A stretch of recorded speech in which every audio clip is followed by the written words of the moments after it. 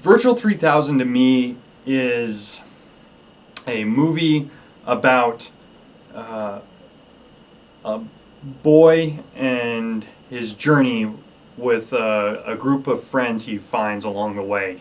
And it's a movie about people coming together and not knowing each other very well and helping each other out for a just cause or a good reason. Just the human element of helping people out and making friends, and that kind of coming together and just, you know, bringing it all together and making it through, or taking a journey and getting to a point that they need to do to get to, whether it be getting back home or you know, dealing with some bad guys.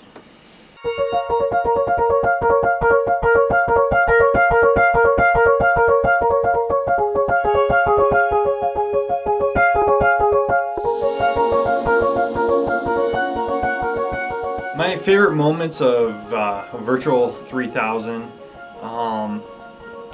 is probably just seeing it come all together with everybody, being with people that had the same love or the same passion in doing something. I just being there and playing pretend, basically, with a bunch of friends, and I was able to play pretend, and that was my favorite moments of V3. Being chased by dinosaurs or being shot at by lasers and pretending to be, you know, in a different world. That was fun. That was really fun. Lost. I thought I'd never see you again. Guys, we better get going. Guys, we better get going. Say it again. Guys, we better get going. Let's go this way. Be safe this way. Right, thank you. Yeah. We're here on the set of Virtual 3000, behind the scenes here, and behind me we're doing some projection work. We have this is actually a projected image here, and it's just one image projected on the wall, and we flip our actors around, rotate them, kind of like how we did in the cave scene, but we actually had just like one piece of cave, and we just kind of rotating the actors around to make it look like one huge set piece.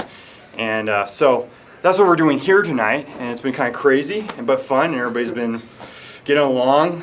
And we also had we had a fight with Dave Mobley over there. Look, watch. Say, wait. Oh, yeah, so, hello, hi, my name is Dave Mobley. And yeah, he did the fight. He choreographed a lot of the fight scenes you're going to see here in this behind the scenes. And he's amazing. So when you thrust, I'm going to come here and kick you right in the groin, getting you to lower your shield, and smash you in the face. Okay, that was and then cool. either kick him. Okay. Yeah, I like that. Yeah. Okay. Yeah.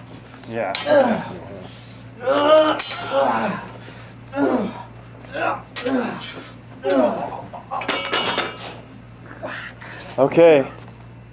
Well, on a personal level, my motivation for making any movie or doing any of this and doing it not getting paid is the love of creating something from nothing.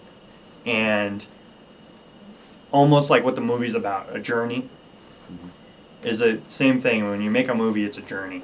And it's an experience that I've never, like every time I made a movie with people, I've never traded for anything. It's that's the motivation, is making something that's an idea, putting it on paper, putting it to storyboard, conceptual art, and then actually going out on the field or in the studio and making something happen. And then those people that come into it, the people that come to volunteer, literally come and volunteer, not being paid at all, just being given free pizza or some sour coffee, you know, seeing those people come and want to do something as well, that's my motivation and making something happen. Is my thing falling off? Yep. Feels like it. No, he didn't cut you there yet. What? I just couldn't resist a bad joke.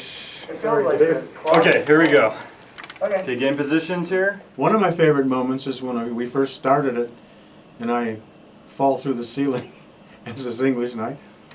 One of my favoriteest moments is, I guess, was playing Grant, the evil cowboy, and getting the chance to, and actually, what was really nice was having my son work with it, and watching watching him do a take, and I was impressed with the professionalism. What can I say? And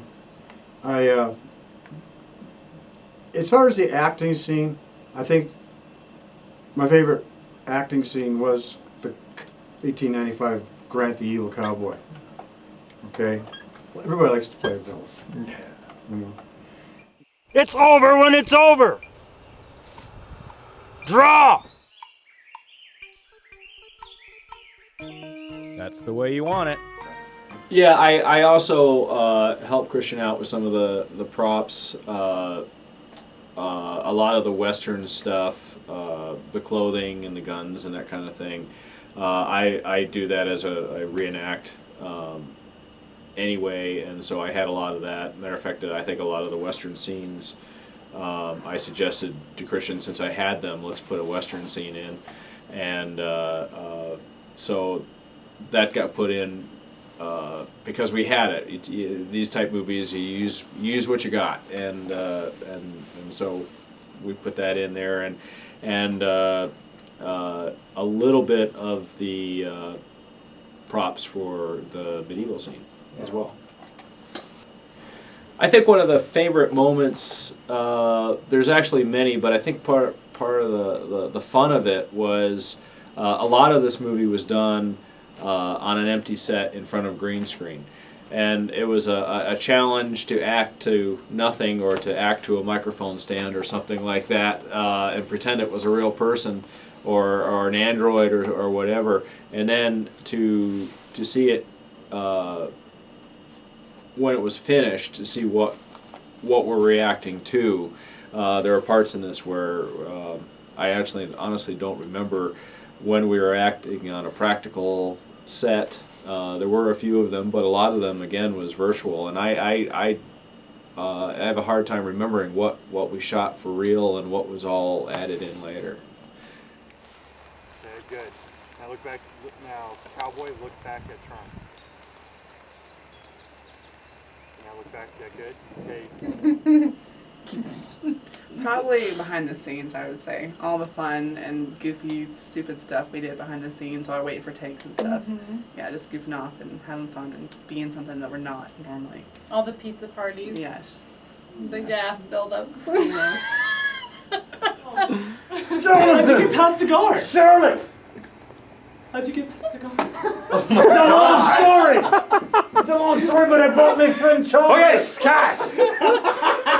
Virtual 3000 is a sci-fi action comedy spoof on kind of Back to the Future meets The Wizard of Oz.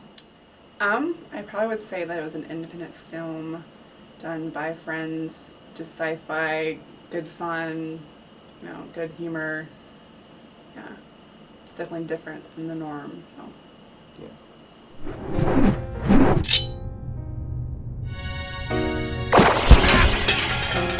I don't know. I mean, for me, like the greatest moment of film is really just seeing how Christian brings it together, because it is just such a wild ride of pieces. And so you never really know, like, okay, you do this, you stand here, no, this thing's coming at you, and you can't really remember even all the stuff, and you wonder how it's going to make cinematic sense, and it always does brilliantly. So it's a kind of a great moment when you get that aha, when you see a mastermind is just giving you little tidbits of a maze, so you're just like a rat sniffing around a corner, and then when you see the whole maze, you're like, wow, that's amazing. Hey, leave her alone. What a peculiar being.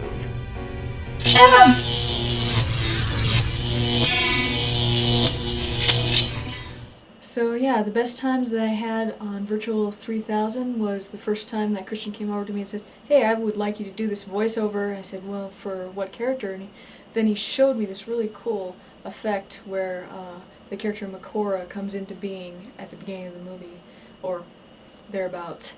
And my second favorite time was just being actually in the studio and doing the voiceover and just hanging out with friends. It was great.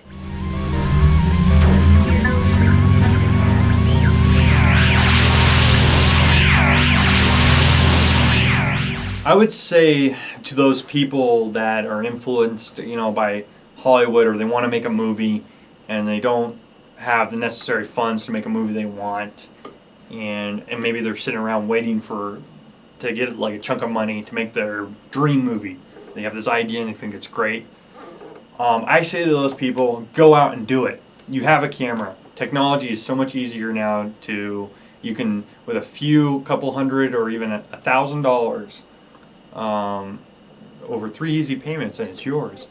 You can have your own little editing studio, and there's television access centers out there like MCAT and that are out there across the United States.